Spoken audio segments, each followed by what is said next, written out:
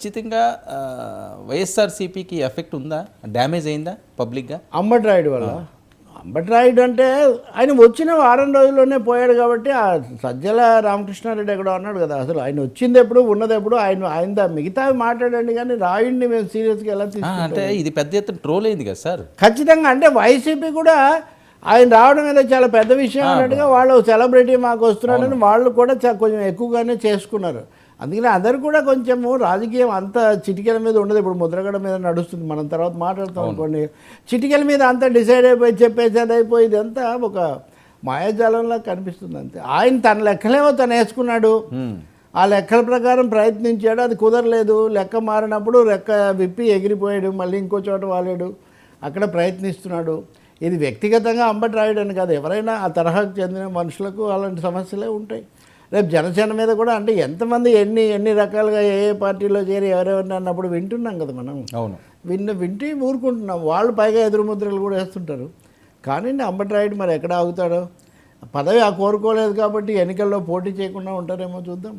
అంటే YCP pitch అంబటికి నచ్చలేదు ఆడడానికి.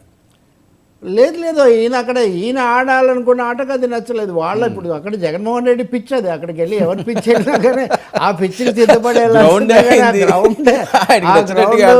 ఆ స్టేడియం మొత్తము జగన్ గ్రౌండ్ అది. ఆ జగన్ గ్రౌండ్లో జగన్ టర్మ్స్ ప్రకారం ఆడాలి తప్ప జగన్ గ్రౌండ్లోకి వెళ్ళి రాయుడుగా దీని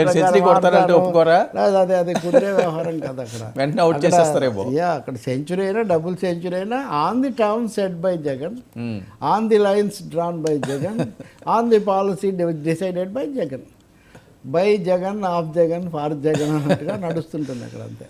కానీ ఒకటి కదా, ఇంతకాలము వాళ్ళతో టచ్లో ఉండి కూడా అంబటి రాయుడు ఈ మాత్రం తెలుసుకోకపోవడము, రెండోది ఇప్పుడే తెలుసుకున్నానని చెప్పడము, ఇప్పుడు హఠాత్తుగా ఇంకొకరి ఐడియాలజీ నచ్చిందని చెప్పడము, ఆ ఇంకొకరి ఐడియాలజీ ఏదో అర్థం కాక ఆంధ్రప్రదేశ్ అంతా కూడా అల్లాడిపోతున్న పరిస్థితి. అది ఇక్కడ తమాషా అంతే. ఇట్ టేక్ ఇట్ ఈజీ అంతే. నేను దీన్ని we need not drag it for మరీ ఎక్కువ దీన్ని గురించి చర్చించినా పెద్ద ఉపయోగమేం లేదు. అండ్ హీఈస్ అన్కనెక్టెడ్ కొంతమందిలో. అంటే ఆయన వస్తున్న టాక్ ఏంటంటే ఆయన ఎమ్మెల్యేకి ఒక 2-3 స్థానాలు అడిగారు, అందులో ఒకటి వచ్చే అవకాశం ఉంటుంది. ఎమ్మెల్యేకి అయితే పోటీ చేయబోతున్నారట వీళ్ళ దీంట్లో జనసేన. అది correct, that is possible, accommodate చేయొచ్చు వాళ్ళు. పైగా వాళ్ళకి ఒక స్కోరింగ్ కూడా కదా. అవును, అటు వెళ్ళిన వాడు ఇటు వచ్చి మా దగ్గర చేరాడు, ఆయన ఐడియాలజీ నచ్చలేదు, మా ఐడియాలజీ నచ్చిందని. కాబట్టి ఈ యూత్ కూడా కొంచెం క్రికెటర్ ఇదంతా రావడం యూత్ కూడా కొంచెం బాగుంటుంది, అది చేయొచ్చు. అదే పొన్నూరులో చేస్తారని అది ఒకటి ఉంది. ఆయన అడిగారు, మరి ఇప్పటికే కిలారి వ్యవసాయాన్ని మార్చడమా ఇంకొకరా ఇలాంటి దాంట్లో జగన్ ఉంటే మళ్ళీ అక్కడికి వెళ్ళి అంబటి రాయుడికి ఆయన ఇచ్చే పరిస్థితి ఉండదు కదా. ఈయన సెలబ్రిటీ, నేషనల్ స్టేటస్ దృష్టిలో పెట్టుకొని ఎంపీ లాంటిది అయితే బాగుంది అనుకోవచ్చు. ఎంపీకి కనీసం 100 కోట్ల పైన ఖర్చు అనేది ఒక లెక్క, 100-130 అని. ఎవరిని కలిసినా ఎవరు వెళ్ళినా ఈ మాట తప్పకుండా చెప్తారు. ఐ థింక్ చంద్రబాబు నాయుడు కూడా చెప్తాడు, జగనే కాదు బాబు మరి 100 కోట్లు 150 కోట్లు పెట్టుకోగలుగుతావా లేదా నువ్వు అని వాళ్ళు అడుగుతారు. అది నడుస్తుంది. అందుకే బేసిక్గా ఎంపీ సీట్ల పట్ల ఒక విముఖత ఉంది ఏపీలో.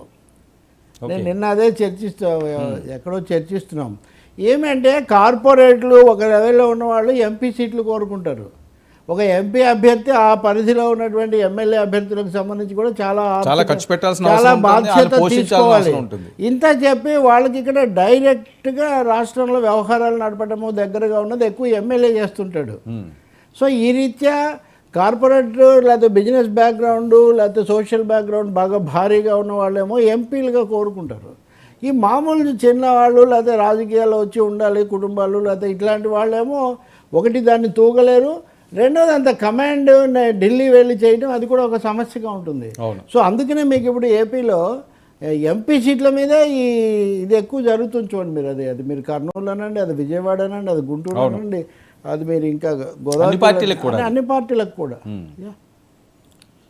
సార్ ఏంటి వంగవీటి రాధా గారిది అది పెద్ద అంటే 3 అంశాలు ప్రధానంగా వైఎస్ఆర్సీపీ ప్రజల్లోకి తీసుకువెళ్ళిందండి. ఒక వైఎస్ఆర్సీపీ వ్యూహమా, లేకపోతే జగన్మోహన్ రెడ్డి గారా, లేకపోతే వేరే వాళ్ళ వ్యూహమా, సజ్జల గారు చెప్పారా, లేకపోతే వాళ్ళు ఫాలోవర్స్ ఎవరైనా దాన్ని ట్రోల్ చేశారా?